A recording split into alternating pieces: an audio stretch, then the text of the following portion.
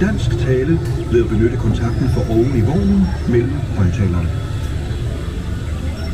First, a tale of a soldier who finds gold, spends it all, and steals a tinderbox. Then falls in love with a princess and causes great trouble, helped by 3 big dogs, but gets to be king.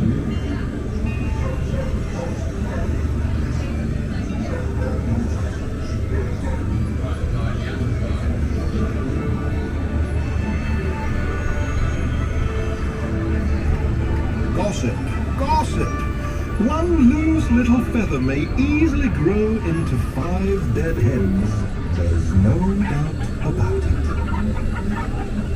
Yes, the chickens tell the owls, and the owls tell the doves, and the doves tell the bats.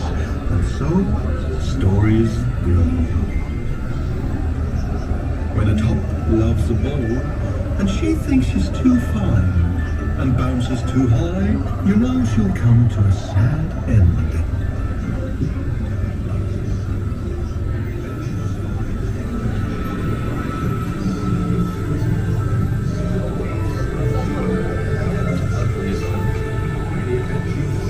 A lovely butterfly helps Thumbelina sail away, away from Mother Toad and her ugly son. Many adventures lie ahead. I know this because my friend the swallow sang to me the whole story. Thumbelina saved the swallow's life, you know. In return, he introduced her to the king of flowers, and they fell in love. The little mermaid left her beautiful undersea home to see the world. She came to love a human, and so made a bad bargain.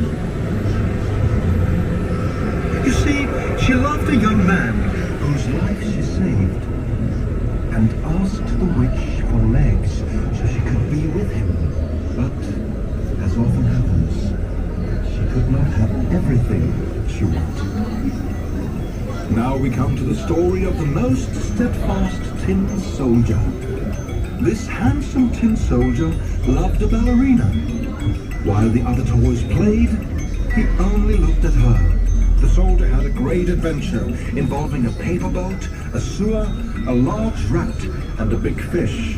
Through it all, he stood straight and tall, as a soldier should.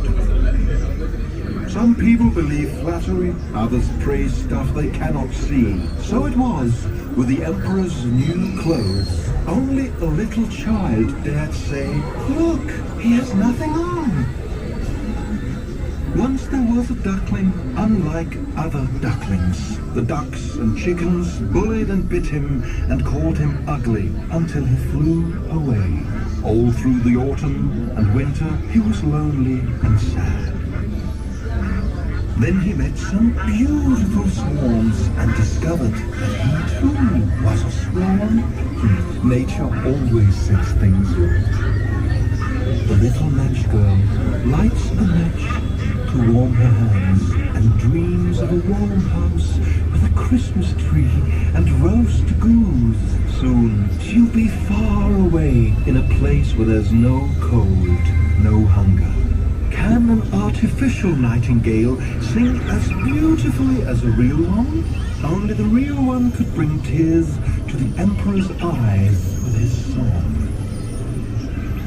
Once, a wicked demon invented a distorting mirror which fell to earth in 1,000,000 pieces, falling into people's eyes and into their hearts, which turned to ice. This happened to a boy named Kai, who then was taken away by the Snow Queen. Little Gerda, Kai's friend, bravely set out to find him. A friendly crow gave advice, and a swift reindeer carried her northward as she searched for the Snow Queen's castle. Kai and Gerda are safely home, but watch out. The wicked demons are still causing mischief.